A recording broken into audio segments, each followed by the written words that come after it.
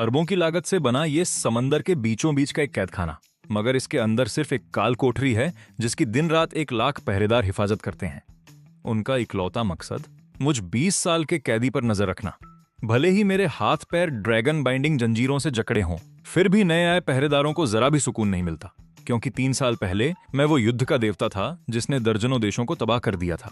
मैंने पश्चिमी ताकतों का नामो निशान मिटा दिया और उनके सारे बड़े योद्धाओं को खत्म कर दिया। लेकिन उस महायुद्ध के दौरान मुझ पर एक दुर्लभ कामोत्तेजक जहर का असर हो गया था।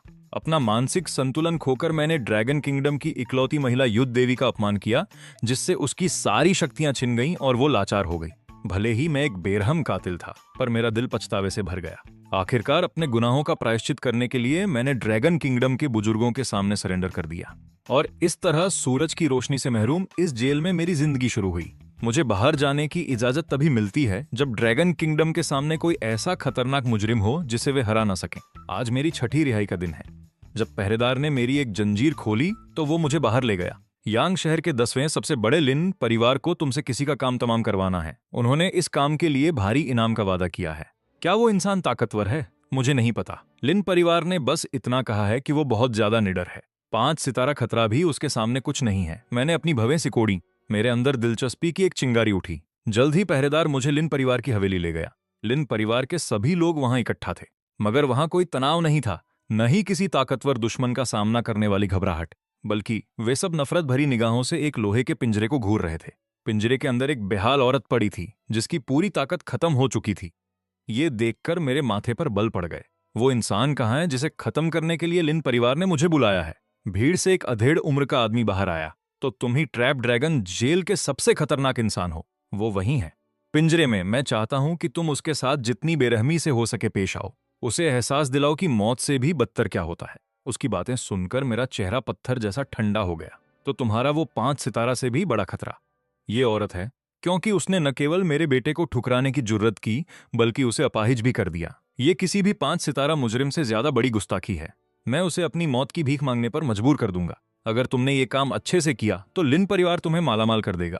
सच तो यह है कि मेरी एक सिफारिश पर तुम्हें आजादी मिल सकती है। यह सुनकर मेरी भौहें तन गईं। मैं तो कब का आजाद हो सकता था, बस मैंने खुद ऐसा नहीं चाहा। मैं धीरे धीरे उस लोहे के पिंजरे की ओर बढ़ा। मैं देखना चाहता था कि वो कौन सी औरत है जिसने लिन परिवार को चुनौती दी। पर जैसे ही मैं पिंजरे के पास पहुंचा, खून से सने 2 हाथों ने मेरे पैर पकड़ लिए। प्लीज प्लीज मुझे मत मारो। मैं आगे बढ़ने ही वाला था, पर उसकी आवाज जानी पहचानी लगी। मैंने नीचे उस औरत की ओर देखा और तुरंत दंग रह गया। ली पेइचू, वो इकलौती औरत जिसे मैं कभी नहीं भूल सकता था। 3 साल पहले वो इकलौती महिला युद्ध देवी थी, पर मेरी वजह से उसकी सारी ताकत खत्म हो गई। इन 3 सालों में ऐसा क्या हुआ कि एक युद्ध देवी की ये हालत हो गई? प्लीज, मैं हाथ जोड़ती हूं, मुझे मत मारो। ली पेइचू मेरे सामने गिड़गिड़ा रही थी। ये देख लिन परिवार का मुखिया हंसने लगा। ली पेइचू, क्या तुम्हें सच में लगा था कि तुम भाग जाओगी? लिन चांग के सामने घुटने टेक। ली पेइचू ने पागलों की तरह अपना सिर हिलाया। मैं अब नहीं भागूंगी। मेरी बेटी कहाँ है? मैं भीख मांगती हूँ, प्लीज मेरी बेटी को छोड़ दो। वो सिर्फ 2 साल की है। जब तुमने मेरे बेटे को ठुकराया और उसे घायल किया, तब तुमने अपनी बेटी के बारे में क्यों नहीं सोचा? मेरे बेटे लिन फेंग लू ने भी इसी तरह तुमसे रहम की भीख मांगी थी, पर तुमने उसे कुचल दिया। ये वो आदमी है जिसे मेरा लिन परिवार उस जेल से निकाल कर लाया है। ये दुनिया का सबसे बेरहम इंसान है और ये यहाँ तुम्हारा अंत करने आया है। शायद ये शाओ शाओ का भी अंत कर दे। नहीं, अगर तुमने शाओ शाओ को हाथ भी लगाया तो ली परिवार तुम्हें कभी नहीं छोड़ेगा। पुराने वक्त में मेरा लिन परिवार तुम्हें हाथ लगाने की हिम्मत नहीं करता ली पेइचू। तब हम में इतनी हिम्मत नहीं थी, पर जब से तुम बदनाम हुई हो, जोंग परिवार ने तुम्हारे खानदान को मिट्टी में मिला दिया है। उन्हें तुम्हारी फिक्र क्यों होगी? तुम तो ली परिवार का कलंक हो। वैसे भी अगर ली परिवार को तुम्हारी फिक्र होती तो क्या वो तुम्हें अपनी प्रेगनेंसी के दौरान कचरे से खाना ढूंढने देते? ली पेइचू ने ऊपर देखा। उसके चेहरे पर बेबसी छाई थी। आंसुओं ने उसकी आंखों के सामने धुंधलापन ला दिया। एक पल बाद वो अचानक चिल्लाई, तुम शाओ शाओ को हाथ नहीं लगा सकते। अगर तुमने उसे छुआ तो उसका बाप तुम्हें जिंदा नहीं छोड़ेगा। ये सुनकर लिन परिवार के लोग थोड़े सहम गए। जो आदमी एक युद्ध देवी के साथ ऐसा कर सकता है, वो जरूर कोई खौफनाक शख्स होगा। ली पेइचू ने उम्मीद में सिर हिलाया। हाँ, वही है वो एक ऐसा शैतान है जो बिना पलक झपकाए कत्ल कर देता है। उसे शायद मेरी परवाह न हो, पर अगर उसे पता चला कि तुमने उसकी बेटी को चोट पहुंचाई है तो वो तुम सबको गाजर मूली की तरह काट देगा। लिन चांग की आंखों में डर दिखा, पर उसने खुद को संभाल लिया। वो 3 साल से कहीं नहीं दिखा है। वो शायद कब का मर चुका होगा। वैसे भी अगर उसने अपनी शक्ल दिखाई तो राजधानी का चांग परिवार उसका काम तमाम कर देगा। लिन चांग की बातों ने ली पेइचू की आखिरी उम्मीद भी तोड़ दी। तुम शैतान हो। 3 साल पहले तुमने मुझे बर्बाद किया था, अब तुम कहाँ हो? प्लीज, मैं विनती करती हूँ, सामने आओ और हमारी शाओ शाओ को बचाओ। वो 2 साल की है, वो माँ और पापा कहना सीख गई है। वो मुझसे पूछती रहती है कि उसके पापा कहाँ हैं। उस पल मेरा खून जम गया। मैं अपनी जगह पर सुन खड़ा रह गया। क्या मुझ चेनवुडी की एक बेटी है? मैं एक दरिंदा हूं, एक ऐसा राक्षस जिसे दुनिया नरक के काले ड्रैगन के नाम से जानती है। क्या मेरे जैसे इंसान को पत्नी और बच्चे का सुख पाने का हक है? पर उसी पल ली पेइचू के शब्दों ने मेरे दिल के इर्द गिर्द जमी बर्फ को पिघला दिया। मेरा पूरा शरीर कांपने लगा। मैंने ली पेइचू को अपनी बाहों में भर लिया। मैं वापस आ गया हूं। मैं चेनवुडी वापस आ गया हूं। ली पेइचू का शरीर कांप उठा।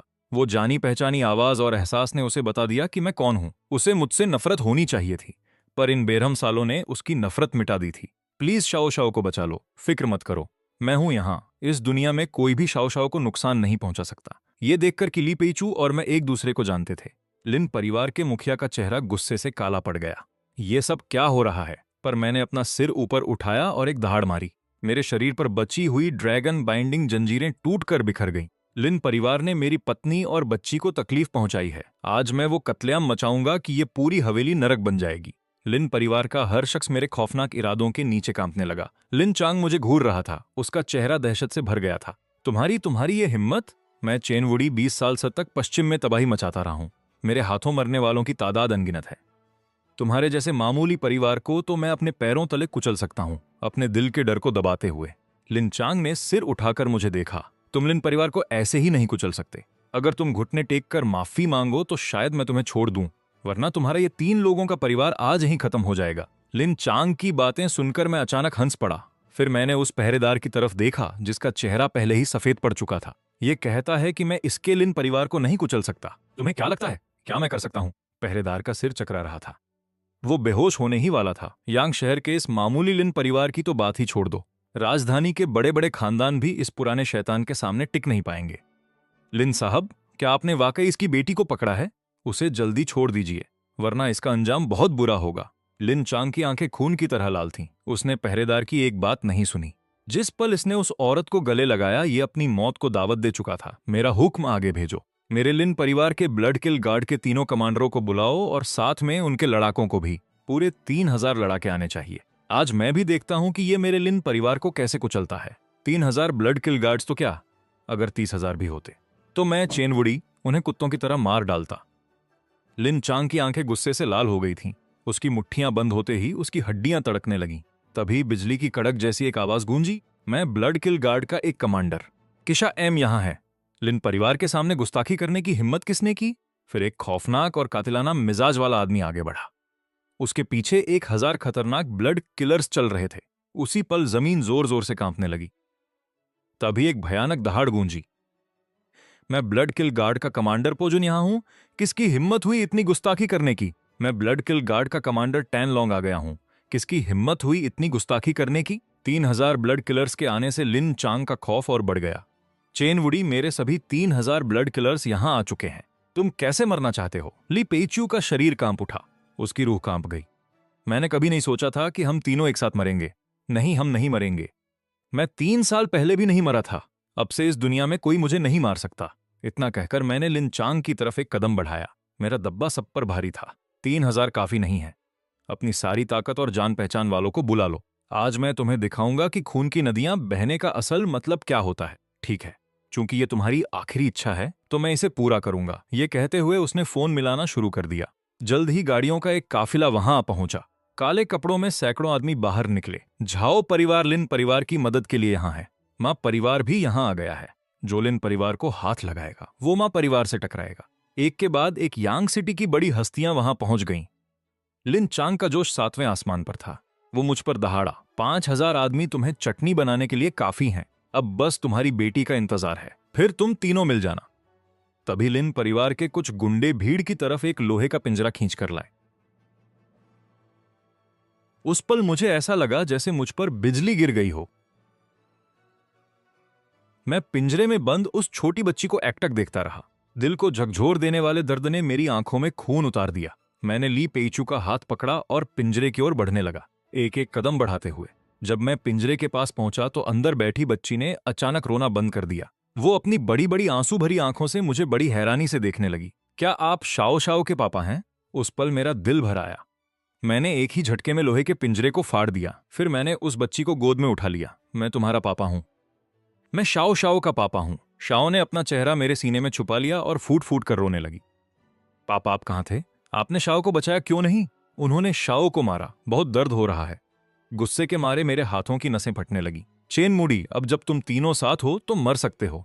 जैसे ही उसने ये कहा, लिन परिवार के कई गुंडे मेरी तरफ बढ़ने लगे। मैंने पीछे मुड़कर एक जोरदार दहाड़ लगाई।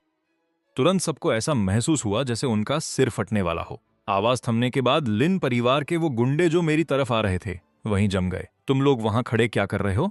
लेकिन जैसे ही लिन चांग ने बोलना खत्म किया, वो आदमी एक एक करके गिर पड़े। ब्लड किल कमांडरों में से एक केशा माथे पर बल लिए लिन चांग के पास गया। ये अभी वाली दहाड़ का असर था। इसने उनके दिमाग के परखच्चे उड़ा दिए। उसकी बात सुनते ही सबकी सांसें थम गईं। उसी वक्त मैंने शाओ को प्यार से ली पेच्यू की गोद में दे दिया। ये लो, शाओ को संभालो। देखो मैं लिन परिवार को कैसे कुचलता हूं। इसके साथ ही मैं धीरे से खड़ा हुआ, जैसे कोई सोया हुआ शेर जाग गया हो। मैंने कहा था कि मैं लिन परिवार को खत्म कर दूंगा। आज अगर सारे भगवान भी उतर आए तो भी तुम्हें नहीं बचा पाएंगे। ये शब्द सुनकर लिन परिवार के लोगों के पैरों तले जमीन खिसक गई। एक सिहरन उनके पूरे शरीर में दौड़ गई। लिन चांग की पलकें तेजी से फड़कने लगी, लेकिन फिर वो पूरी ताकत से चिल्लाया, इतना घमंड, इसे खत्म कर दो। दो ब्लड किल जनरल जान से मारने की नीयत से तुरंत मेरी तरफ झपटे। मैंने बस उन्हें एक थप्पड़ मारा और वो दोनों कई मीटर दूर दीवार से जा टकराए। तुम सब हमला करो, इसे मार डालो। ये एक या दो से लड़ सकता है, पर क्या ये 100 लोगों से लड़ पाएगा? 1000 लोगों से? तभी 1000 ब्लड किल गार्ड्स एक काली लहर की तरह मेरी तरफ बढ़े। लेकिन मैंने एक विशाल ड्रैगन की तरह दहाड़ मारी। पलक झपकते ही सैकड़ों ब्लड किल गार्ड्स जमीन पर तड़पने लगे। ये देखकर लिन चांग का चेहरा बिल्कुल पीला पड़ गया। वो यांग सिटी के लिन परिवार के मशहूर ब्लड किल कमांडर थे। उनमें से हर कोई अपने इलाके का एक ताकतवर योद्धा था, मगर अब वे इतनी आसानी से हार गए थे। झाओ परिवार, मां परिवार, तुम किसका इंतजार कर रहे हो? फिक्र मत कीजिए मुखिया लिन, हम हमला करेंगे। पर मैंने अपनी बेटी शाओ के कान बंद किए और मुस्कुराया। मैंने जमीन पर जोर से अपना पैर पटका। मेरे सामने की जमीन बुरी तरह धंस गई। एक ही पल में यांग सिटी के बड़े परिवारों में भगदड़ मच गई। ये देखकर यांग सिटी के वो परिवार जो अभी साथ देने की कस्में खा रहे थे, ऐसे खामोश हो गए जैसे उनकी बोलती बंद कर दी गई हो। माफ करना, मुझे एक जरूरी मीटिंग में जाना है।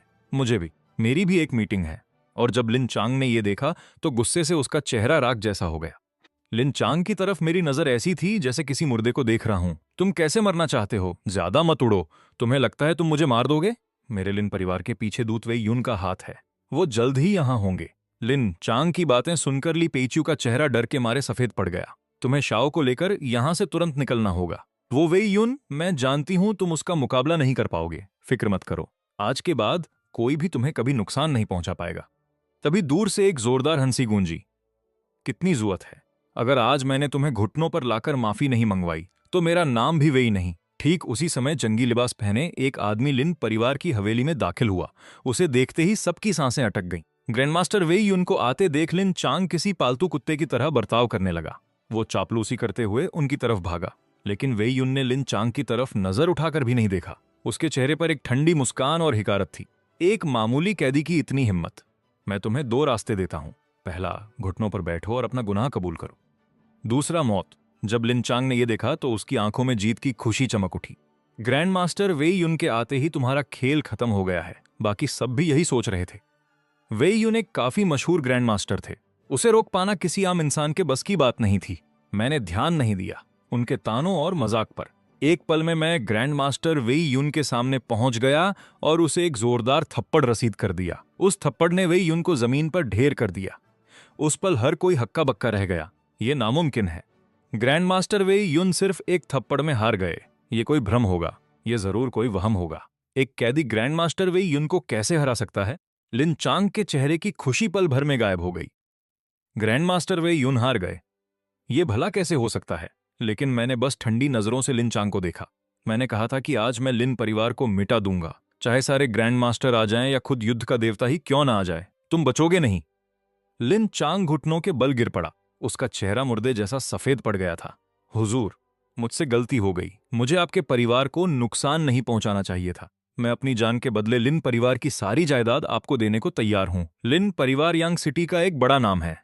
हमारी दौलत कम से कम $1 अरब से भी ज्यादा है। ये एक बहुत बड़ी रकम है। मगर मेरी नजर सिर्फ ली पेइचू और शाओ पर थी। वो ही मेरी पत्नी और इकलौती बेटी हैं। दौलत भी इसके सामने कम है। तुम चाहे जो भी कहो, आज तुम्हारा मरना तय है। जब भीख मांगना बेकार रहा तो लिनचांग पागलों की तरह चिल्लाने लगा। ये मोदू का जांग परिवार था जिसने मुझे उन्हें सताने का हुक्म दिया था। अगर तुमने मुझे मारने की हिम्मत की तो जांग परिवार तुम्हें नहीं छोड़ेगा। वो मोदू का सबसे बड़ा खानदान है, जिनके पास अनगिनत ग्रैंड मास्टर्स और यहां तक कि एक युद्ध का देवता भी है। चिंता मत करो, वे भी जल्द ही वहां तुम्हारे साथ होंगे। इतना कहते ही मैंने अपना पैर नीचे पटका। उसके तुरंत बाद मेरी नजर वेई युन और उसके आदमियों पर पड़ी, जो चुपके से भागने की कोशिश कर रहे थे। और तुम ग्रैंड मास्टर वेई युन का चेहरा तुरंत सफेद पड़ गया। उस एक थप्पड़ ने उससे बुरी तरह घायल कर दिया था। हालांकि वो अपने साथियों की मदद से खड़ा तो हो गया, पर उसमें लड़ने की ताकत नहीं बची थी। तभी वार्डन ने घबराते हुए मुझे एक फोन थमाया। ब्लैक ड्रैगन, ये कॉल उठाओ। मैं झल्लाया। ये वही था 3 साल पहले वाला, वही आदमी जिसने मुझे कुनलुंग जेल भेजा था यानशा का। एल्डर लॉन्ग, ब्लैक ड्रैगन, रुक जाओ। तुम्हें माफ कर दिया गया है। तुम्हें अब कुनलुंग जेल वापस जाने की जरूरत नहीं है। इसके अलावा मैं चाहता हूं कि तुम यानशा के रक्षक और युद्ध के देवता बनो। नहीं, मुझे तुम्हारे साथ हुए हादसे का पता चला है। अगर तुम पहले की तरह अकेले होते तो तुम्हें इस ओहदे की जरूरत नहीं पड़ती।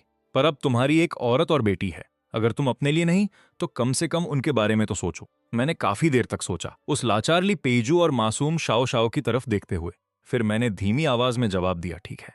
फोन काटने के बाद मेरी ठंडी नजर लिन परिवार के उन लोगों पर पड़ी जिन्होंने ली पेजू और शाओ शाओ को तंग किया था। पल भर में लिन परिवार की हवेली से दिल दहला देने वाली चीखें गूंज उठीं। कुछ ही देर बाद मैं ली पेजू को अपनी पीठ पर लादकर और शाओ शाओ को गोद में लेकर बिना पीछे मुड़े वहां से निकल गया।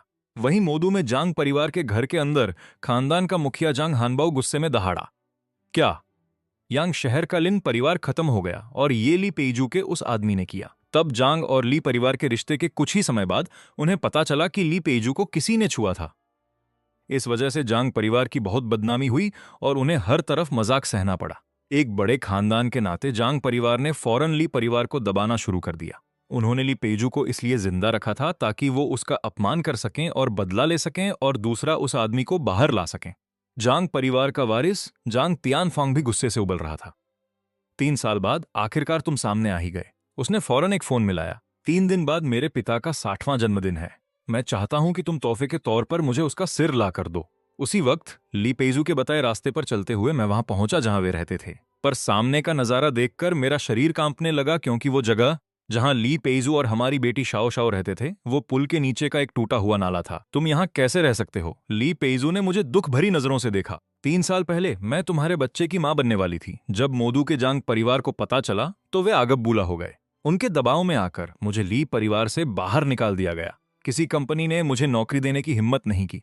मैं शाओ शाओ के साथ सिर्फ ऐसे ही नाले में छिपकर कचरा चुनकर गुजारा कर सकती थी। मैं दर्द से चिल्ला उठा। मेरे पास बेशुमार ताकत और अथाह दौलत थी, फिर भी मेरी औरत और मेरी बेटी ऐसी जगह पर रह रहे हैं। तभी ली पेजू का शरीर अचानक ढीला पड़ गया और वो पीछे की ओर गिर पड़ी।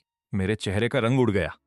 मैं गिरती हुई ली पेजू को थामने के लिए झपटा। उसने हाथ उठाने की कोशिश की और उलझी हुई नजरों से मुझे देखा। 3 साल तक मैंने तुम्हें मारने के अनगिनत सपने देखे, क्योंकि तुमने मेरा सब कुछ छीन लिया था। पर अब मैं तुमसे और नफरत नहीं करती। मुझमें नफरत करने की भी हिम्मत नहीं बची है। मेरे जाने के बाद तुम शाओ शाओ का ख्याल रखना। मैंने अपना सिर आसमान की ओर उठाया और बेबसी और गम से भरी एक दहाड़ मारी। क्या मैं चेन वूडी अपनी पूरी जिंदगी अकेले रहने के लिए ही बना हूं? नहीं, तुम नहीं मरोगी। मैंने ली पेजू को अपनी पीठ पर लादा, शाओ शाओ को उठाया और पागलों की तरह पास के अस्पतालों और क्लिनिकों की ओर भागा। लेकिन मैं एक के बाद एक कई क्लिनिकों और दवाखानों में गया और सबने हमें मना कर दिया। उस पल मुझे सब समझ आ गया। ये सब मोदू के जांग परिवार की वजह से था। उन्होंने सभी अस्पतालों और क्लिनिकों को चेतावनी दी थी। कोई भी जांग जैसे बड़े खानदान से दुश्मनी मोल लेने की हिम्मत नहीं कर रहा था। पल भर में मेरे शरीर से मौत का खौफनाक मंजर फूट पड़ा। आसपास के हर इंसान का शरीर सुन्न पड़ गया। डर के मारे उनकी रूह कांप उठी। ये देखकर पास मौजूद मेडिकल स्टाफ घबरा गया। वे आनन फानन में ली पेजू को ऑपरेशन थिएटर में ले गए। कुछ देर बाद एक बूढ़ा डॉक्टर पास आया और बेबसी से आह भरी, मरीज की चोटें बहुत गहरी हैं, उन्हें कई पुरानी बीमारियां भी हैं। मुझे डर है कि उन्हें बचाना बहुत मुश्किल होगा। मैंने बर्फीली नजरों से उस बूढ़े डॉक्टर को देखा। मैं उसे ठीक कर दूंगा, चाहे इसके लिए कुछ भी करना पड़े। फिर मैंने शाओ शाओ को जमीन पर बिठाया। शाओ शाओ, तुम यहीं मां के पास रहो। मैं कुछ जड़ी बूटियां लेने जा रहा हूं। पापा मम्मी को जरूर ठीक कर देंगे। मैंने मुस्कुराते हुए शाओ शाओ से उंगली पकड़कर वादा किया। फिर मैं मुड़ा और तेजी से वहां से चला गया। पर जब मैं जड़ी बूटियों के कुछ बैग लेकर उत्साह के साथ अस्पताल के वार्ड में पहुंचा तो वहां ली पेजू और हमारी बेटी शाओ शाओ का कोई सुराग नहीं था। तभी कोने से एक कांपती हुई आकृति रेंगते हुए बाहर आई। अभी कुछ देर पहले खौफनाक दिखने वाले आदमियों का एक झुंड अंदर घुसा और एक नोट छोड़ गया। ये कहते हुए उस बूढ़े डॉक्टर ने कांपते हाथों से मुझे वो नोट थमाया। शाम के 4:30 बजे खंडहर बन चुके यांग शहर के उत्तरी जिले के थर्मल पावर स्टेशन पर। देर करने की कीमत तुम जानते हो। मैंने नोट को कसकर मुट्ठी में भींचा और तेजी से बाहर की ओर भागा। वहीं यांग शहर के उत्तरी जिले के थर्मल पावर स्टेशन के खंडहरों में ली पेजू ठंडी जमीन पर लेटी हुई थी। उसके पास 18 लोग खड़े थे। काले कपड़ों में खड़े मुखिया ने अपनी कमर से फोन निकाला और खबर दी, छोटे मालिक, हमने उस औरत को पकड़ लिया है और उस आदमी को भी इत्तला कर दी है। 4:30 बजे वो यहां आएगा और सीधा हमारे जाल में फंस जाएगा। जांग लोंग, तुमने बहुत अच्छा काम किया, उसे जगाओ। ली पेजू धीरे धीरे अपनी बेहोशी से जागी। वीडियो कॉल पर शाओ शाओ और जांग तियानफांग को देखकर उसका दिल बैठ गया। शाओ शाओ बेगुनाह है, प्लीज उसे जाने दो, ठीक है? तुम जो चाहोगे मैं वो करने को तैयार हूं। फोन के दूसरी तरफ जांग तियानफांग पागलों की तरह हंसने लगा।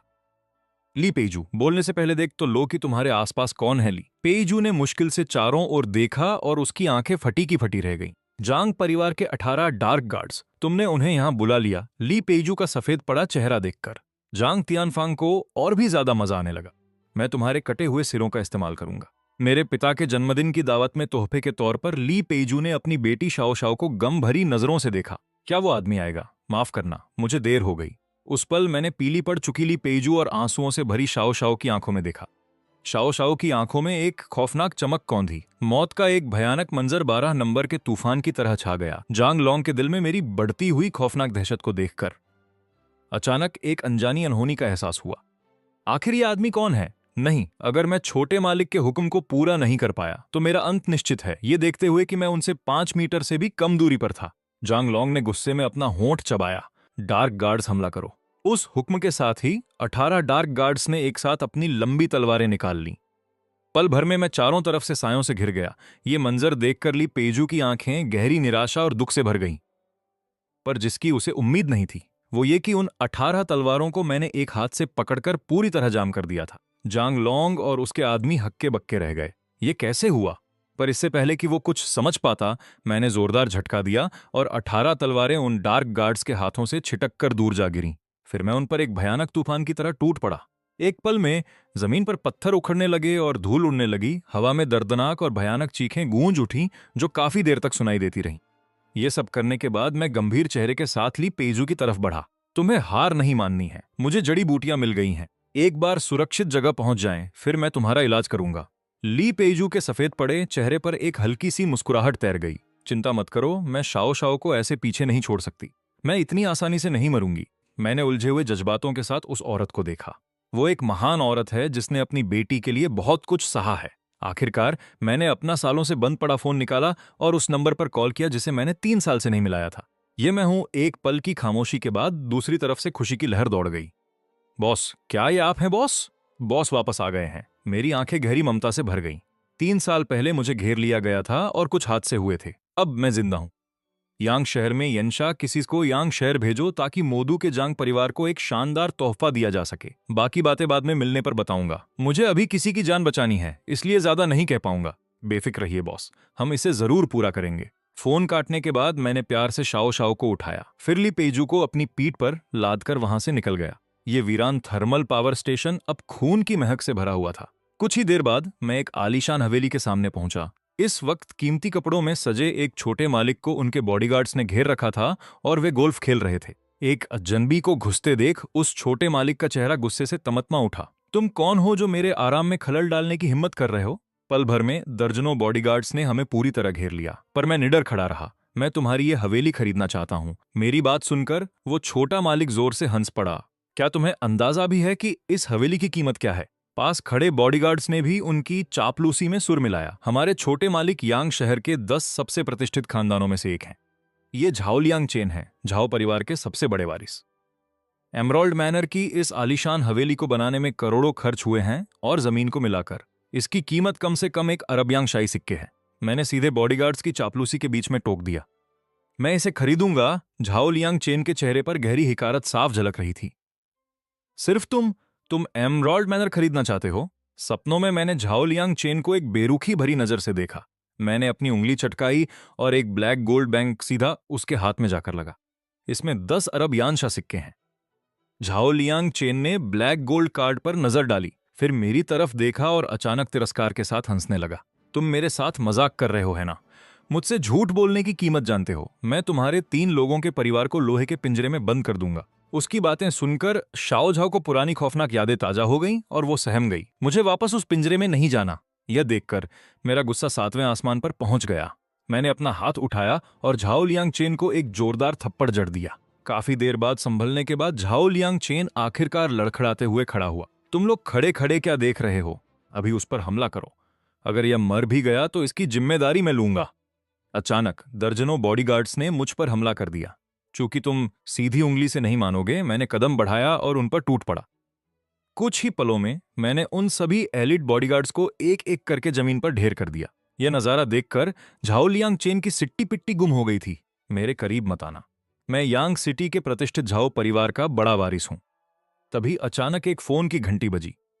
पिताजी, किसी ने एमराल्ड मैनर में घुसकर मुझे मारा है। जल्दी आकर मुझे बचाइए। क्या? मैं अभी अपने आदमी लेकर वहां पहुंच रहा हूं।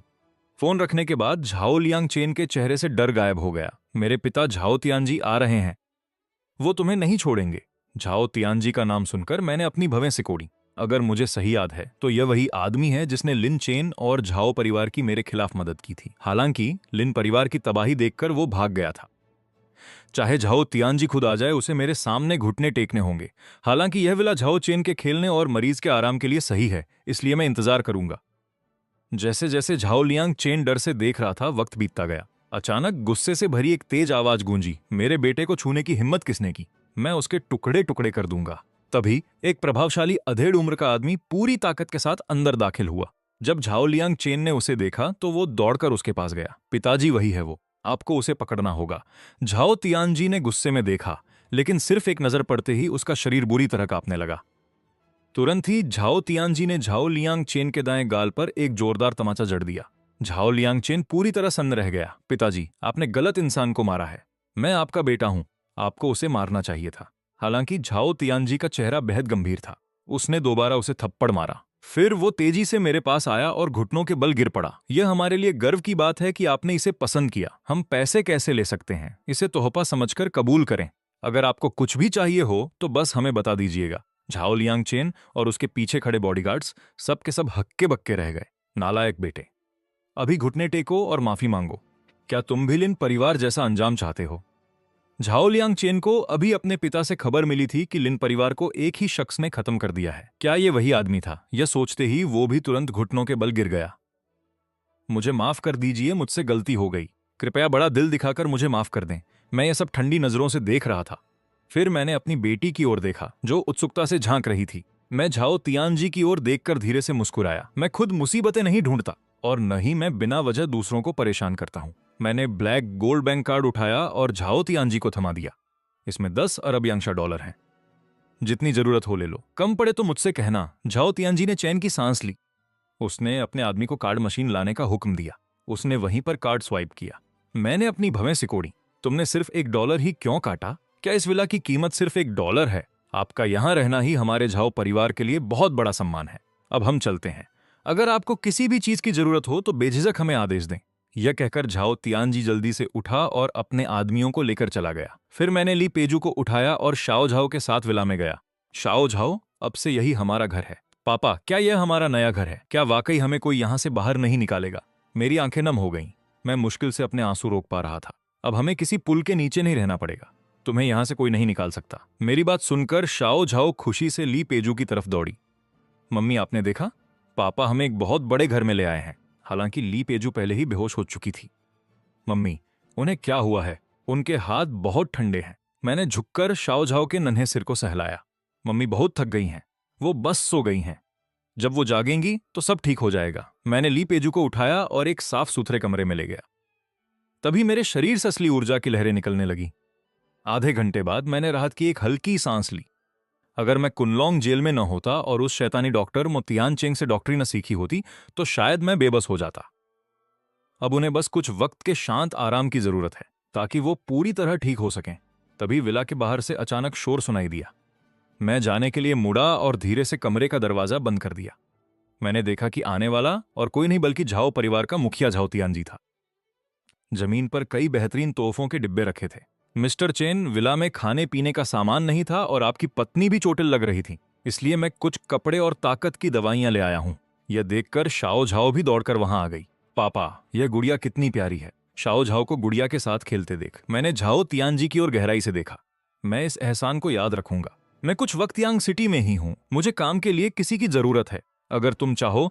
इससे पहले कि मैं बात पूरी करता, झाओ तियानजी तुरंत घुटनों पर आ गया। मैं तैयार हूं। यह आदमी बेहद ताकतवर है।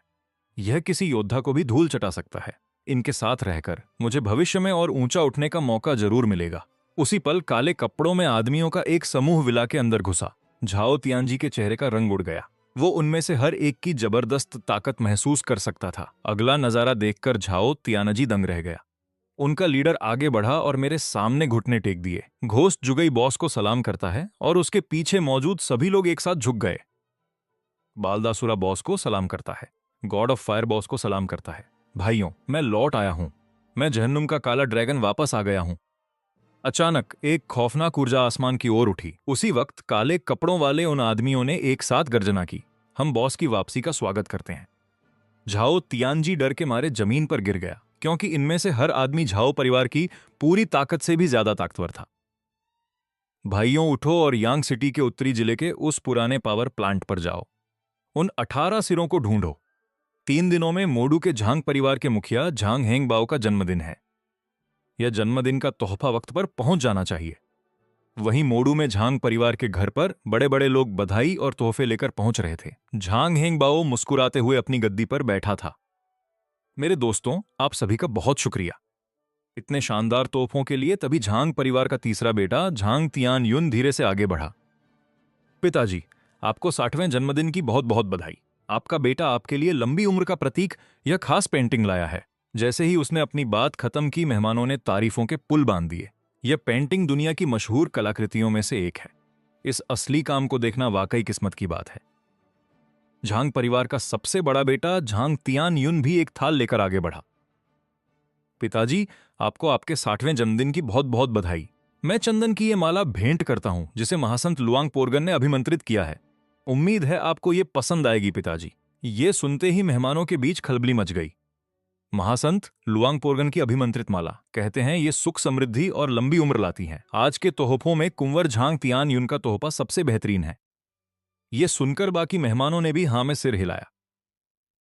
तभी सबकी निगाहें झांग तियानफंग की ओर मुड़ गईं। झांग परिवार के तीनों कुंवरों में सिर्फ वही बचा था जिसने अब तक अपना तोहफा पेश नहीं किया था। ये देखकर झांग तियानफंग ने अपने पास खड़े आदमी से पूछा, झांग लोंग और बाकी लोगों की कोई खबर मिली?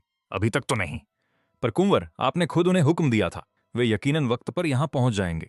ये सुनकर झांग तियानफंग ने इत्मीनान से सिर हिलाया। उसकी आंखों में गजब का घमंड तैर रहा था। आपका बेटा आज एक ऐसा तोहफा पेश करेगा जो सबको हैरान कर देगा। पिताजी, आपको यह बेहद पसंद आएगा। मेरे आदमी बस उसे लेकर पहुंचने ही वाले हैं। बहुत अच्छे, मुझे तुम्हारे तोहफे का इंतजार रहेगा। तभी एक मुलाजिम दौड़ता हुआ वहां आया। कुंवर, झांग हवेली के दरवाजे पर 3 बड़े संदूक छोड़ दिए गए हैं। यह सुनकर झांग तियानफंग खुशी से उछल पड़ा। पिताजी, मेरा लाया हुआ जन्मदिन का तोहफा आ गया है। जल्द ही वे 3 बड़े संदूक सबके सामने लाए गए। झांग तियानफंग ने संदूक पर हाथ रखते हुए कहा, वो शादी से पहले ही गर्भवती थी, जिसने हमारे झांग परिवार की बहुत बदनामी की। हमारी साख मिट्टी में मिल गई थी, पर आज उस मामले का हमेशा के लिए फैसला हो गया है। यह सुनकर सबके चेहरे के भाव बदल गए। झांग तियानफंग सीना तानकर खड़ा हो गया। उसने सिर उठाकर कहा, बिल्कुल सही, अंदर उस 3 लोगों के परिवार के कटे हुए सिर हैं। इतना कहकर झांग तियानफंग ने झटके से संदूक खोल दिए, मगर अगले ही पल उसके चेहरे की मुस्कुराहट गायब हो गई, क्योंकि अंदर झांग परिवार के ही 18 काले लिबास वाले रक्षकों के सिर पड़े थे। यह देखकर झांग हांग बाओ गुस्से से पागल हो उठा। बदतमीज कहीं के, क्या यही तोहफा लाए हो मेरे लिए? झांग तियानफंग फौरन अपने पिता के पैरों में गिर पड़ा। पिताजी, ये जरूर लिपेइचू के उस प्रेमी की करतूत है। उसी ने यांग शहर के लिन परिवार को तबाह किया है। यह सुनकर झांग हांग बाओ की आंखों में भयानक गुस्सा उतर आया। राजधानी के झांग परिवार की साख को कोई चुनौती नहीं दे सकता। उन्हें इसकी भारी कीमत चुकानी होगी। ये मंजर देखकर झांग हवेली में आए सभी मेहमानों की रूह कांप गई। राजधानी के सबसे बड़े परिवारों में से एक होने के नाते झांग परिवार कत्लेआम मचा सकता था। कोई कितना भी ताकतवर क्यों न हो, वो इनके गुस्से के आगे टिक नहीं पाएगा। आधे घंटे बाद ली परिवार के खास सदस्यों को पकड़कर झांग हवेली खींच लाया गया। ली परिवार के 80 साल से बड़े मुखिया लड़खड़ाते हुए खड़े हुए और बोले, झांग साहब, हमारे ली परिवार ने ऐसा क्या गुनाह किया है जो आप अपने 60वें जन्मदिन पर हमें यहां घसीट लाए? क्या ये तुम्हारी बेटी और दामाद के कारनामों का नतीजा नहीं है? मारो इन्हें, बहुत मारो। तभी वहां तमाचों की गूंज सुनाई देने लगी और वे रहम की भीख मांगने लगे। हम अभी यांग शहर जाएंगे और उन दोनों को घसीट कर यहां लाएंगे। अगर तुम उन्हें नहीं ला पाए तो तुम्हारे ली परिवार का नामो निशान मिट जाएगा। उस वक्त मैं ली पेइचू के पास ही बैठा था। 3 दिनों से वो गहरी नींद में सोई हुई थी। उसके पीले पड़ चुके चेहरे पर अब गुलाबी निखार आ गया था। ये देख मेरे चेहरे पर एक मुस्कान आ गई। मगर उसी पल लोगों का एक झुंड जबरदस्ती जेड मैनोर के अंदर घुस आया। उनमें से हर एक के चेहरे पर नफरत और गुस्सा था। मैंने उन्हें घूर कर देखा। मेरी नजरें बर्फ जैसी ठंडी थीं। कौन हो तुम लोग? यहाँ क्या काम है? उनमें से एक आदमी आगे आया और दहाड़ा, मैं ली पेइचू का पिता हूं। तुम वही आदमी हो जिसके 7 सालों पहले उसका चक्कर था। तुम्हारी हिम्मत कैसे हुई झांग परिवार के लोगों पर हाथ उठाने की? तुम अपनी मौत को दावत दे रहे हो। चुपचाप ली पेइचू को साथ लो और झांग परिवार के पास जाकर घुटने टेक कर माफी मांगो। झांग परिवार के वारिस झांग तियानफंग के साथ रिश्ते से हमारे ली परिवार का मान बढ़ने वाला था। पर ली पेइचू शादी से पहले ही गर्भवती हो गई, जिसकी वजह से 3 साल तक हमें झांग परिवार का जुल्म सहना पड़ा। वो चाहता था कि उसकी ये बेटी बस मर जाए। पास खड़ा ली परिवार का मुखिया भी गुस्से में था। पकड़ लो इन्हें, इन्हें घसीटते हुए झांग परिवार के पास ले चलो। इतना कहते ही ली परिवार के गुर्गे मुझ पर झपटे, पर मैंने बस एक दहाड़ मारी। उस पल मेरी खौफनाक ताकत के आगे ली परिवार का हर सदस्य घुटने टेकने पर मजबूर हो गया। मैं चलकर ली परिवार के लोगों के सामने पहुंचा।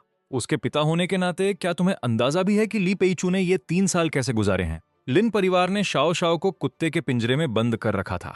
तुम्हें जरा भी फिक्र नहीं हुई कि तुम्हारी अपनी बेटी और पोती जिंदा हैं या मर गई। तुम इतने पत्थरदिल हो कि माँ बाप कहलाने के लायक नहीं हो। मेरे एक के बाद एक आरोपों ने ली परिवार के घमंड को चूर चूर कर दिया। उन सबके चेहरों पर शर्मिंदगी और पछतावा साफ दिख रहा था। मैंने उनके शर्मिंदा चेहरों को देखा पर मेरी आंखें ठंडी रहीं। झांग परिवार की फिक्र छोड़ दो। जब ली पेइचू जागेगी मैं खुद उसे उनके दरवाजे पर लेकर जाऊंगा। ली परिवार के सभी लोग दंग रह गए। ली रिनशान तुरंत चिल्लाया, झांग परिवार बहुत ताकतवर है, तुम उनका मुकाबला नहीं कर पाओगे। मैंने शांति से उन्हें देखा। वापस जाओ और झांग परिवार से कह दो, जो कुछ भी हुआ उसका जिम्मेदार सिर्फ मैं हूं। वे अपनी भड़ास निकालने के लिए तुम बेगुनाह ली परिवार के पीछे न पड़े। अगर उनमें हिम्मत है तो वे यांग शहर आकर मुझसे मिले। मैं जेड मैनोर में उनका इंतजार करूंगा। मैं कहीं नहीं जा रहा। ली रिनशान ने मुझे हिकारत से देखा और ठंडी आह भरी। झांग परिवार वाले बेवकूफ नहीं हैं। उन्हें इतनी आसानी से धोखा नहीं दिया जा सकता। पर पास खड़े मुखिया ने एक ठंडी सांस ली। चलो वापस चलते हैं। झांग परिवार के गुस्से का कोई और हल निकालेंगे। मुखिया की बात सुनकर बाकी लोग भी राजी हो गए। जेड मैनोर से निकलने के कुछ देर बाद ही ली रिनशान खुद को रोक नहीं पाया। उसने मुखिया के सामने अपनी आवाज ऊंची की। झांग परिवार को बेवकूफ बनाना इतना आसान नहीं है। अगर हम इस तरह खाली हाथ लौटे तो वे हमें कभी नहीं छोड़ेंगे। ली परिवार का मुखिया पीछे मुड़ा और जेड मैनोर की ओर देखा। मैं पूरे ली परिवार को उनके साथ मरते हुए कैसे देख सकता हूं? तुम सब मेरी ही संतान हो। मुझसे अपने ही लोगों के खिलाफ जाना बर्दाश्त नहीं हुआ। अब वे झांग परिवार के गुस्से से बच पाते हैं या नहीं, ये उन पर निर्भर है। इतना कहते ही मुखिया की आंखों में बेरहमी चमक उठी। उसने जमीन से एक ईंट उठाई और अपने ही हाथ पर जोर से मार दी। तुरंत ही मुखिया के दाहिने हाथ से खून बहने लगा। मुखिया जी, ये क्या किया आपने? बचने के लिए हमें खुद को चोट पहुंचाने का ये नाटक करना ही होगा। फिर उसने वो ईंट ली रिनशान की तरफ बढ़ा दी। जल्द ही वहां से चीखने चिल्लाने की आवाजें आने लगीं। जब वे झांग हवेली लौटे और झांग हांगबाओ ने ली परिवार की ये बुरी हालत देखी तो वो दंग रह गया। ली परिवार का मुखिया बुरी तरह खांस रहा था और उसका चेहरा सफेद पड़ गया था। वे दोनों बहुत ही बदतमीज और घमंडी हैं। उन्होंने तो हमें झांग परिवार का पालतू कुत्ता तक कह दिया। हमारे परिवार ने उन्हें पकड़ने की कोशिश की, पर वो आदमी बहुत ताकतवर था। पल भर में उसने हमारे लोगों को कुचल दिया। उसने तो झांग परिवार को यांग शहर आकर मरने की चुनौती दे डाली है। ली परिवार के बाकी लोगों ने भी आग में घी डालने का काम किया। यह सुनकर झांग हांगबाओ का चेहरा गुस्से से तमतमा उठा। मुझे अंदाजा नहीं था कि उन दोनों की इतनी हिम्मत बढ़ जाएगी। हमारा झांग परिवार खुद यांग शहर जाकर उन्हें बताएगा कि हमसे दुश्मनी मोल लेने का अंजाम क्या होता है। झांग परिवार का वारिस झांग तियानफंग भी आग बबूला था। पिताजी, इस बार कमान मुझे संभालने दीजिए। मैं अपनी बेइज्जती का दाग धो डालूंगा और उन्हें इसकी भारी कीमत चुकानी पड़ेगी। ठीक है, अगर तुम इस बार उनके सिर काट कर नहीं लाए तो तुम्हें झांग परिवार के वारिस का पद छोड़ना होगा। फिर तुम इस खानदान की गद्दी संभालने के लायक नहीं समझे जाओगे। जी पिताजी, मैं झांग तियानफंग यकीनन कामयाब होकर लौटूंगा। 2 घंटे बाद राजधानी के निजी हवाई अड्डे पर ड्रैगन जैसे ताकतवर योद्धा झांग तियानफंग के पीछे चल रहे थे। अपने पिता के सहयोग से उसने झांग परिवार के पूरे 10,000 रक्षों को इकट्ठा कर लिया था। उनमें से हर एक मार्शल आर्ट्स का माहिर खिलाड़ी था। उनमें सबसे ताकतवर लिन तियानदाओ था, जिसे सफेद बाघ युद्ध देवता कहा जाता था। ये फौज किसी का भी दिल दहलाने के लिए काफी थी। हालांकि ये सब गुए जुगा की नजरों के सामने हो रहा था। मैंने उनकी ओर देखा और मुस्कुराया। 3 साल से मैंने कोई कदम नहीं उठाया है। लगता है बहुत से लोग पाताल के काले ड्रैगन का खौफ भूल चुके हैं। इतना कहकर मैंने अपना फोन उठाया और एक साथ सबको ईमेल भेज दिया। उस पर बस 4 शब्द लिखे थे, काला ड्रैगन मोर्चा संभाल रहा है। जैसे ही ये ईमेल पहुंचा, खुखार काला ड्रैगन संगठन एक बार फिर से सक्रिय हो गया। पूरी दुनिया से ताकतवर योद्धा यानशा की ओर बढ़ने लगे। सीमा पर तैनात एक युद्ध देवता के चेहरे पर चिंता की लकीरें थीं। उसने तुरंत राजधानी को एक जरूरी संदेश भेजा। कातिलों का राजा, 9 उंगलियों वाला पागल भिखारी और उसके साथी यानशा में दाखिल होने वाले हैं। उन्हें रोकने की इजाजत मांगता हूं। पश्चिमी ड्रैगन और टाइगर गॉड भी यानशा पहुंचने ही वाले हैं। रोकने की इजाजत चाहता हूं। गोरियों का स्वॉर्ड्स एंड जुओ बुफान अपने 1000 योद्धाओं के साथ यानशा में दाखिल होने वाला है। रोकने की अनुमति दी जाए। ठीक उसी पल यानशा के एल्डर लॉन्ग का फोन आया। उन्हें मत रोकना, यह मेरा आदेश है। जब मैं अपने भाइयों को बुलाने के लिए ब्लैक ड्रैगन का पैगाम भेज रहा था, तभी झांग टिएनफेंग के नेतृत्व में झांग परिवार के लड़ाके जेड मैनर पहुंच गए।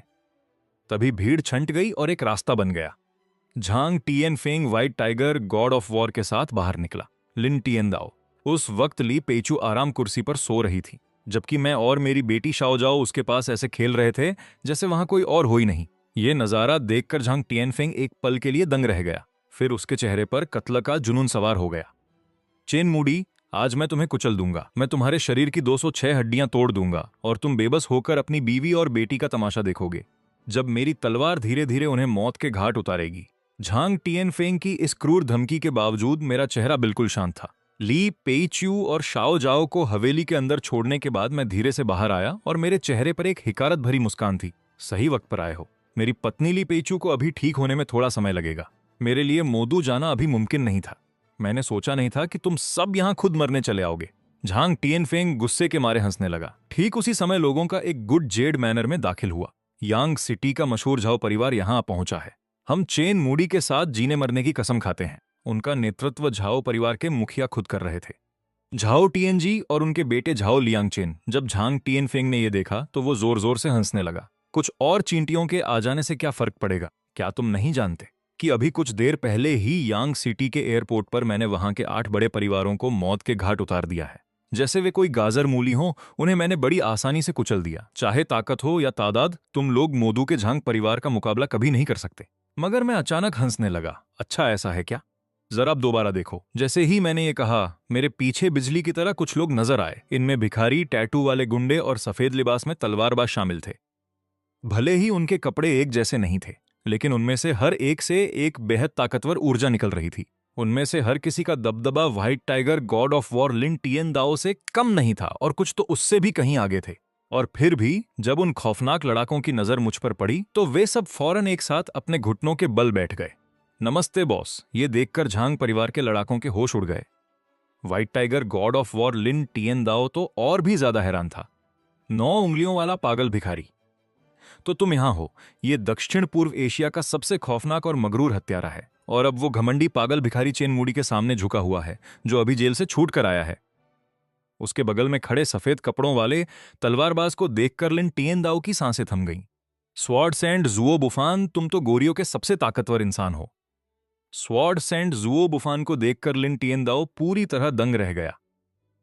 उसने खौफ भरी नजरों से मेरी ओर देखा। आखिर तुम हो कौन? लिन टिएनदाओ के कांपते हुए सवाल को सुनकर मेरे होठों पर एक ठंडी मुस्कान आ गई। क्या तुमने कभी हेल ब्लैक ड्रैगन के बारे में सुना है? ये शब्द सुनते ही लिन टिएनदाओ बुरी तरह डर गया और उसकी ये हालत देखकर झांग टिएनफेंग के माथे पर बल पड़ गए। ये हेल ब्लैक ड्रैगन क्या है? लिन टिएनदाओ ने बताया। छोटे मालिक, हेल ब्लैक ड्रैगन एक मिसाल है।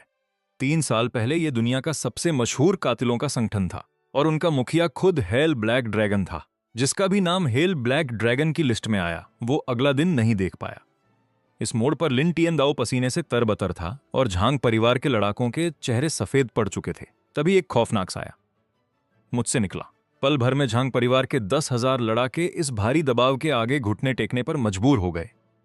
सिर्फ लिन टिएन दाओ ही उस सदमे से बाहर निकल पाया।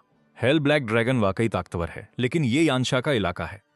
अगर तुमने यहां अपनी मनमानी करने की कोशिश की तो यानशा के सभी गॉड ऑफ वॉर तुम्हें नहीं छोड़ेंगे। उसकी बातें सुनकर मैं अचानक हंस पड़ा। संयोग से मैं भी यानशा का ही एक गॉड ऑफ वॉर हूं। मुझे लगता है तुम्हें यह खबर बहुत जल्द मिल जाएगी। जैसे ही मैंने ये कहा, लिन टिएन दाओ का फोन बजने लगा। उसने कांपते हाथों से उसे देखा। ये यानशा के सबसे ऊंचे दर्जे के प्रोटेक्टर गॉड ऑफ वॉर का पैगाम था। नामुमकिन, ये बिल्कुल नामुमकिन है। मगर वो पैगाम भेजने वाला कोई और नहीं बल्कि एल्डर लॉन्ग थे। ये देखते ही लिन टिएन दाओ जमीन पर गिर पड़ा और झांग टिएन फेंग, जो पहले से ही खौफ में था, वो पूरी तरह कांप उठा। बिना सोचे समझे वो वहां से भाग खड़ा हुआ। लिन टिएन दाओ ने उन्हें रोक लिया। लिन टिएन दाओ के चेहरे पर गहरा दुख था। वो मोदू के झांग परिवार का एहसानमंद था और उन्हें ऐसे अकेला नहीं छोड़ सकता था। मैंने झांग टिएन फेंग को भागते हुए देखा और मुस्कुराया। हेल ब्लैक ड्रैगन, उसे अभी खत्म करो। फौरन तेज लहरों की तरह वार होने लगे।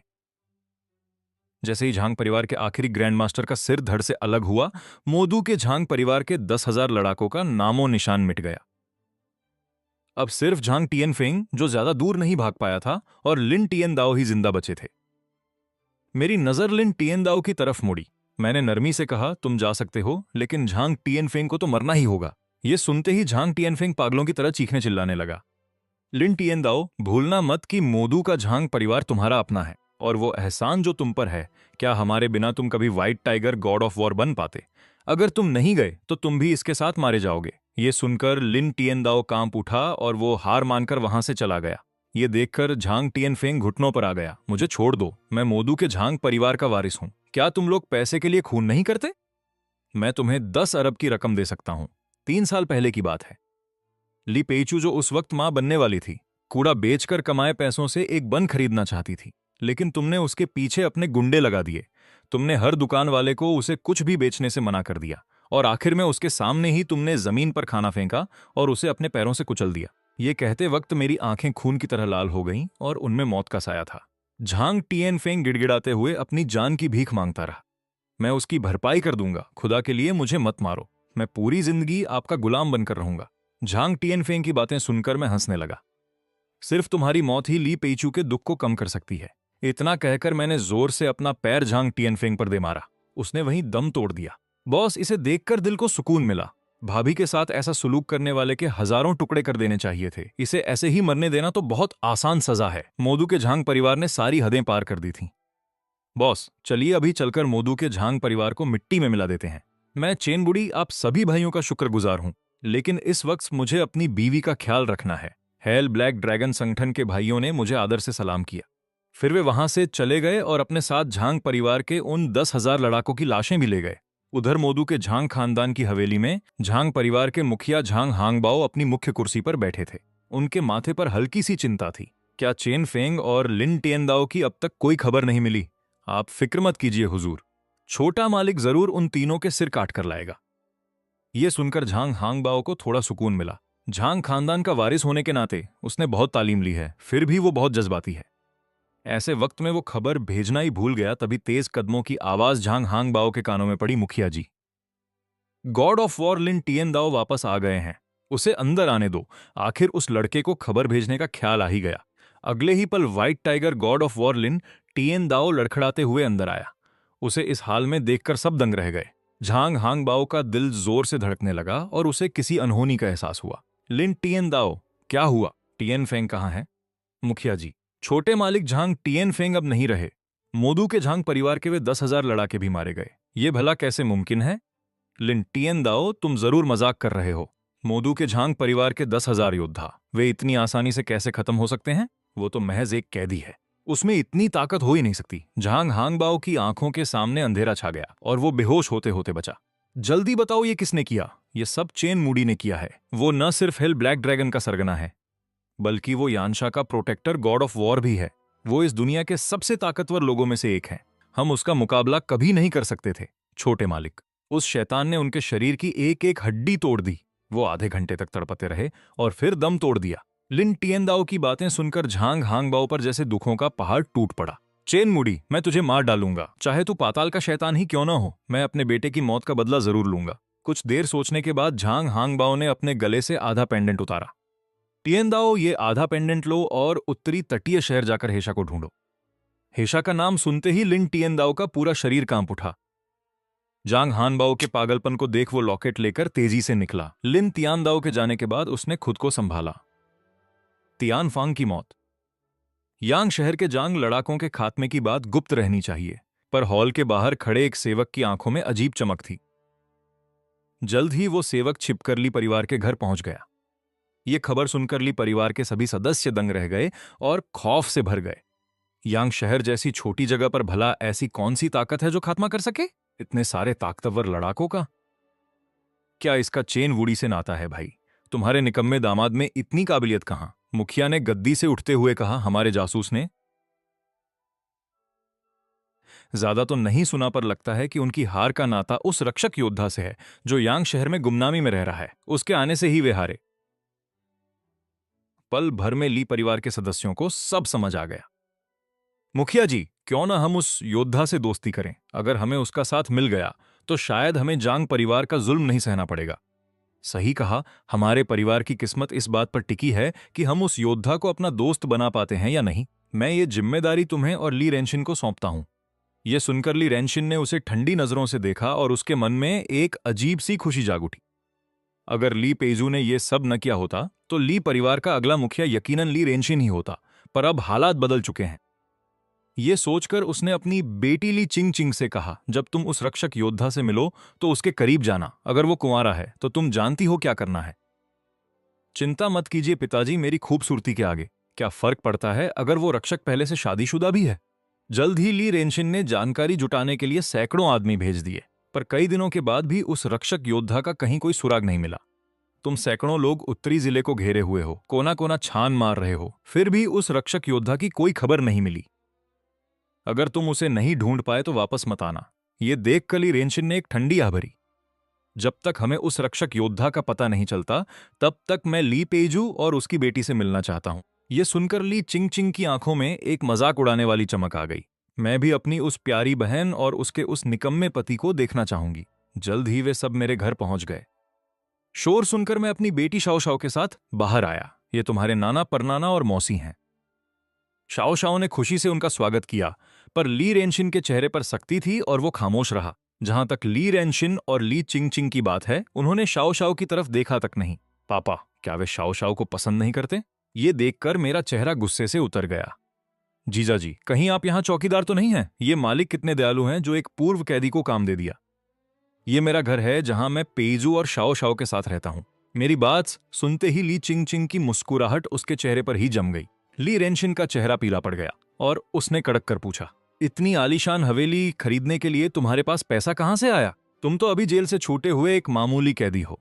ये यकीनन ली पेजू का पैसा होगा। जब वो यानशा की रक्षक योद्धा थी तब बहुत सा कारोबार उसी के पास था। उसने जरूर पैसों में हेराफेरी की होगी और ली परिवार की दौलत चुराई होगी। अगर ली पेजू के पास पैसा होता तो वो और शाओ शाओ इतनी गरीबी और लाचारी में क्यों जीते? अगर तुम ली पेजू और शाओ शाओ के रिश्तेदार न होते तो मैंने तुम्हें बहुत पहले ही कुचल दिया होता। अगर ली पेजू शादी से पहले मां ना बनती तो हमें इतना जुल्म न सहना पड़ता। यह सब तुम्हारी और ली पेजू की वजह से है। ली परिवार के इन इल्जामों को सुनकर मेरे मन का गुस्सा और नफरत अचानक शांत हो गई। अगर उस दिन मुझे जहर न दिया जाता और मैंने ली पेजू के साथ वो सब न किया होता तो ये कभी नहीं होता। ये हवेली अब ली परिवार की हुई, इसे नुकसान का हर्जाना समझो। अब तुम तीनों यहां से दफा हो जाओ। ठीक है, ये एमरॉल्ड मैनर मैं ली परिवार को हर्जाने में देता हूं। अब से हमारा एक दूसरे से कोई रिश्ता नहीं है। बोलने के बाद मैं कमरे से ली पेजू को उठा लाया और शाओ शाओ के साथ वहां से बाहर निकल गया। पर तभी पीछे से अचानक एक आवाज आई, रुको, चूंकि तुम यांग शहर में हो, क्या तुम्हें रक्षक योद्धा की कोई खबर है? तुम उसे क्यों ढूंढ रहे हो? अगर उसने जांग परिवार का खात्मा न किया होता तो तुम तीनों कब के मारे जा चुके होते। शायद हमारे लिए परिवार का भी तुम्हारे साथ अंत हो जाता। मैं ही वो रक्षक योद्धा हूं। पल भर में वहां सन्नाटा छा गया, पर थोड़ी देर बाद वहां हंसी फूट पड़ी। खासकर ली चिंग चिंग के चेहरे पर नफरत और हिकारत साफ दिख रही थी। देश का रक्षक एक महान और जांबाज इंसान है। वो तुम्हारे जैसा कैसे हो सकता है? अब दफा हो जाओ यहां से और अपनी शक्ल दोबारा मत दिखाना। तभी झाओ परिवार का मुखिया झाओ तियानजी वहां पहुंचा। सब जानने के बाद झाओ तियानजी हैरान रह गया। जल्दी मिस्टर चेन से माफी मांगो। क्या तुम्हें पता भी है किससे बात कर रहे हो? ली रैंडे ने नफरत से सांस भरी। वो जेल से छूटा हुआ एक मामूली मुजरिम ही तो है। मास्टर झाओ, इसके बहकावे में ना आए। मैंने बिना किसी सफाई के उन्हें शांति से देखा और एमराल्ड मैनर से बाहर निकल गया। झाओ तियानजी गुस्से से उबल रहा था। उस उसनेली परिवार को ठंडी नजरों से देखा। तुम सब कुएं के मेंढक के सिवा कुछ नहीं हो। एक दिन तुम्हें अपने किए पर बहुत पछतावा होगा। झाओ तियानजी ने ली परिवार को नजरअंदाज किया और मेरे पीछे भागा। मिस्टर चेन, मुझे आपके लिए एक शांत जगह ढूंढने दे। जरूरत नहीं है। मुझे दूसरों का कर्जदार होना पसंद नहीं है। मैंने झाओ तियानजी के हाथ में काला सोने का कार्ड थमाया। इसमें $100 अरब हैं। मैं चाहता हूं कि झाओ परिवार यानशा में एक व्यापारिक साम्राज्य खड़ा करने में मेरी मदद करे। बदले में तुम्हें शेयर मिलेंगे। इस मौके के लिए शुक्रिया मिस्टर चेन, मुझे कोई शेयर नहीं चाहिए। मैं बस वफादारी से आपके साथ काम करना चाहता हूं। मैंने झाओ तियानजी को सराहना भरी नजरों से देखा। ये आदमी चालाक था और इसमें सब कुछ दांव पर लगाने का जज्बा था। वो काबिल था। 3 दिनों में पूरा यांग शहर आपको जवाबदेह होगा। फिर हम शहर के बाहर अपना कदम बढ़ाएंगे। पूरे यानशा में फैले इस साम्राज्य को कृपया कोई नाम दीजिए। झाओ तियानजी की उम्मीद भरी नजरों को देखकर मैंने कुछ देर सोचा और सिर्फ 2 शब्द कहे, जायंट ड्रैगन। उस दोपहर जायंट ड्रैगन ग्रुप नाम की एक कंपनी अचानक सामने आई और शहर के व्यापार जगत पर पूरी तरह छा गई। यांग शहर के 8 बड़े घरानों को जायंट ड्रैगन ग्रुप ने निगल लिया। आने वाले दिनों में जायंट ड्रैगन ग्रुप नाम का एक साम्राज्य यानशा में तेजी से उभरा। अनगिनत नौजवान इस ग्रुप से जुड़ना अपनी खुशकिस्मती समझने लगे। सिर्फ मोदू का जांग परिवार ही था। जायंट ड्रैगन ग्रुप की खबर सुनकर वहां का माहौल और भी ज्यादा तनावपूर्ण हो गया। एक बार लिन तियानदाओ उत्तरी जंगलों से वापस आ जाए, फिर मैं तुम्हें मौत के घाट उतार दूंगा। इसी बीच शाओ शाओ और मैं एक नए घर में बस गए। मेरी बेटी ने घर को लेकर बहुत उत्सुक और खुश थी, पर जब उसने अपनी माँ की हालत देखी तो उसका चेहरा तुरंत उतर गया। पापा मम्मी कब जागेंगी? मम्मी इतने दिनों से सो रही हैं। अभी जो खुशी मुझे महसूस हुई थी वो पल भर में गम में बदल गई। पिछले 3 सालों में ली पेइजू को जो अंदरूनी चोटें आई थीं वे बहुत ज्यादा थीं। उसी पल मेरी बेटी शाओ शाओ ने मुझे गले लगा लिया। क्या मम्मी अब शाओ को नहीं चाहती? मम्मी तुम्हें क्यों नहीं चाहेंगी? तुम तो उनकी जान हो। वो बस मेरा सामना नहीं करना चाहती। पर आप तो पापा हैं। मम्मी पापा को क्यों नहीं चाहेंगी? मैं मुस्कुराया और अपनी बेटी का सिर सहलाया। चिंता मत करो शाओ शाओ, पापा मम्मी को जरूर जगा देंगे। बोलने के बाद मैं लीप पेजू के कमरे में गया और बिस्तर के किनारे धीरे से बैठ गया। 3 साल पहले मुझे मारने के लिए हजारों उस्ताद और रक्षक योद्धा भेजे गए थे। आखिरकार मुझ पर दर्जनों जहरों का असर हुआ, जिसमें एक खौफनाक नशीली दवा भी शामिल थी। उसने मेरे खून में आग लगा दी थी। मुझे पूरा यकीन था कि मैं मरने वाला हूं। इसलिए मैं अपनी मातृभूमि में दम तोड़ने के लिए यानशा लौट आया। पर जैसे ही जहर चढ़ा, मेरी मुलाकात तुमसे हुई और आखिर में मेरा खुद पर काबू नहीं रहा। मैं जानता हूं कि मैं कितना बड़ा शैतान बन गया था। मेरे शरीर का कुछ जहर तुम्हारे अंदर चला गया, जिसकी वजह से तुमने अपनी योद्धा होने की शक्तियां खो दी। वो वाकया मेरी जिंदगी का पहला ऐसा काम है जिसने मेरे जमीर पर बोझ डाल दिया है। मैं जानता हूं माफी का कोई मतलब नहीं है, पर उम्मीद है कि तुम मुझे अपना और शाओ का ख्याल रखने का मौका दोगी। शाओ वाकई एक बहुत अच्छी और समझदार बच्ची है। वो तुम्हारे लिए बहुत परेशान है। शाओ अपनी माँ के बिना नहीं रह सकती। मेरे बोलते ही सोती हुई ली पेजू की आंखों से आंसू बहने लगे। पापा देखिए, मम्मी रो रही हैं। मेरा चेहरा खुशी से खिल उठा। मैंने तुरंत मुड़कर देखा। मैंने देखा कि ली पेजू धीरे धीरे अपनी आंखें खोल रही थी। वो सब पुरानी बातें हैं। अब से हम तीनों एक खुशहाल परिवार की तरह रहेंगे। उस पल ली पेजू ने सारी कड़वाहट भुला दी। जब मैं ठीक हो जाऊंगी तब हम अपनी शादी का कागज बनवा लेंगे। ये शब्द सुनकर मेरा पूरा शरीर कांप उठा। मैं जिसने अनगिनत लोगों को मारा था, उस पल एक अजीब सी घबराहट महसूस कर रहा था। कुछ ही देर बाद मैंने ली पेजू के नाजुक शरीर को अपनी बाहों में कस लिया। हाँ, हम शादी करेंगे। जैसे ही मैंने उसे गले लगाया, उसके खूबसूरत चेहरे पर लाली छा गई। शायद ये सब उतना बुरा भी नहीं है।